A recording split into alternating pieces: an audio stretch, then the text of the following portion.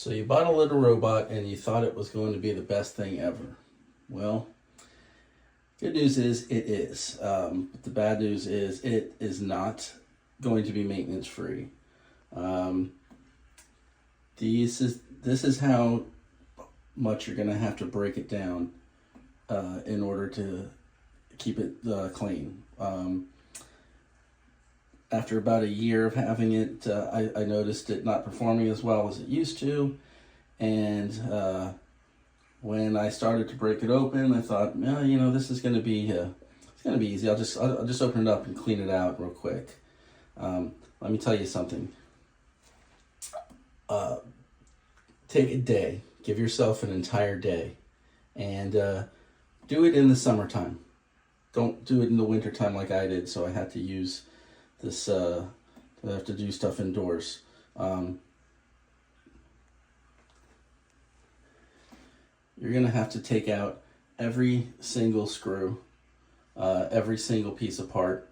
Once you open one part and you realize how dirty and how disgusting it is in all those crevices, you're going to realize that you have to go. You can't do it halfway. You're gonna have to go the whole way. This is just the plastic pieces on the orb, or whatever it's called, the ball part. These are the screws. That's how many screws you're going to have. That's for the filter. You're going to want to change this thing a lot more than I did. Going forward, I'm going to clean this every month. It seems like overkill. It sounds like too much of an expense. It's not. You're going to have to replace these filters every month. Just trust me. I know this is kind of a reverse how-to. Instead of breaking it apart and showing you how to clean it, I'm only showing you the clean stuff after it's done. And you can go ahead and thank me for that now, because you didn't want to see what that looked like before and what was in it. You're going to need a screwdriver. You're going to need something to get into the crevices. And you're going to need a dirty rag so that you can keep going. This is the liner. If you see it kind of sparkling right now, what's in there is peroxide, alcohol, and white vinegar. And yes, you're going to need that. You're going to have to let this soak in that solution so that it can break down everything that's on it. It's just gonna be what you have to do. Now I have a bidet sprayer with a 90-degree attachment, and this thing comes in really handy for cleaning stuff in the bathroom, more than just your butt. Okay, but if you don't have a bidet sprayer, join the 21st century. This is what you need. But like I said, it's also very handy for cleaning things in the bathroom. If you crank up the water pressure there, this thing has more power than you're ever going to need for your butt. Okay, no human should be putting this much pressure on their butt, but just to show you how it can be useful around for stuff like this. I wouldn't have been able to do this inside if it wasn't for this thing. But, that's your normal setting that you're going to want to use for your normal stuff. But as you can see, that comes in quite handy. So I recommend one of these things whether you have a litter robot or not. But no pun intended. You're gonna need something that's able to put out high pressure in order to clean this thing. That is the magnet that falls down, and a little trap to keep it into the liner. These are all the separate components, and that is the liner. So the rest of the unit, you can clean with a vacuum cleaner and some and like a brush. You know, that's you're gonna, there's a lot of crevices in there to get into, but that's not really the important part. The important part is that orb that you lift out, and there's going to be so many things growing in there, and the reason that the liner absolutely has to be taken out is because when moisture gets behind the liner in that type of space like that, stuff starts growing. I'm just gonna leave it at that. Stuff starts growing, and you know, it's gonna be absolutely essential to take the liner out and clean it. And the final step is what this is. We're just going to have to, all that clumping litter that gets it turns into concrete. You know, it'll never come off if you don't soak it like this in a solution. As I said, this is water, vinegar, and alcohol, and you know, so nothing that is too harsh of a chemical that's actually going to eat away at anything. But you know, there's water in there too. But it's a pretty strong solution. Okay, and as I said, don't do this in the wintertime like I did, and don't wait for as long as I did. If you see that your magnet is not dropping when it does the cycle, and it's just sticking to the top, and so it doesn't dislodge the clumps, you have waited too long.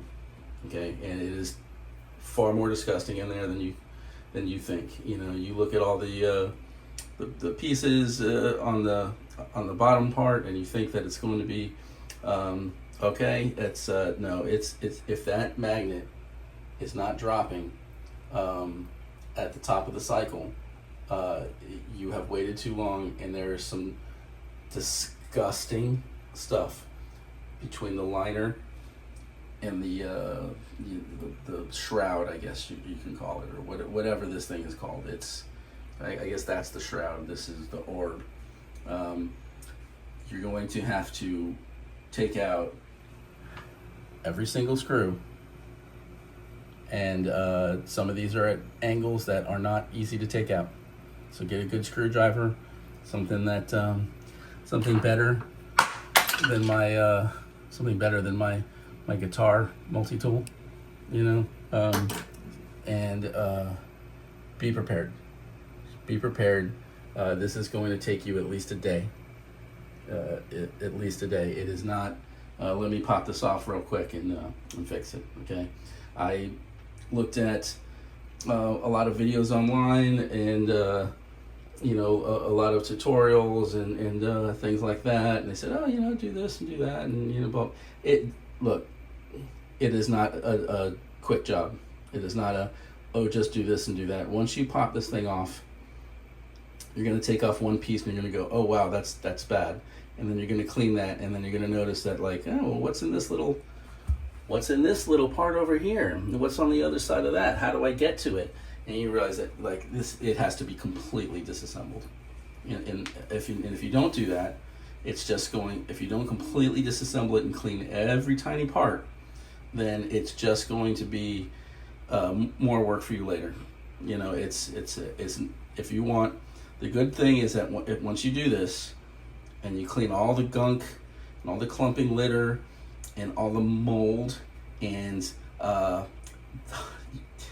eggs that I found on the back of these things, in between these little parts, it is going to basically be like a brand new litter robot. But this is something you should probably do at least once a year.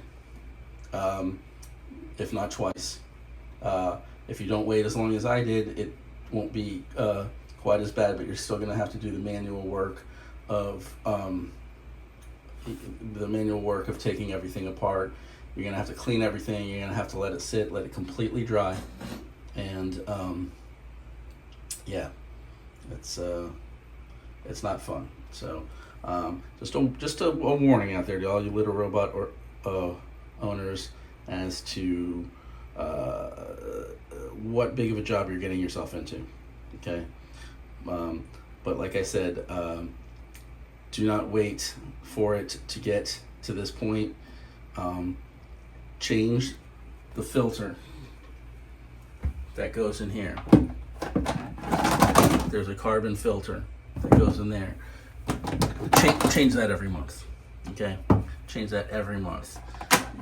I don't ever want to see what I saw when I took that out again, ever. So it might seem like an unnecessary expense. It's not. It's absolutely essential. Get the carbon filters from Litter Robot, get the subscription, whatever you need to do, and change that thing every month. And then at least once a year, I'd say you're going to have to take this all, you're going to have to do this. You're going to have to take this all apart and clean everything with a, you're going to need like a hard bristle brush. You're going to need a screwdriver. You're going to need a tool to get into the crevices. Have all that stuff ready, and I would suggest doing this outside.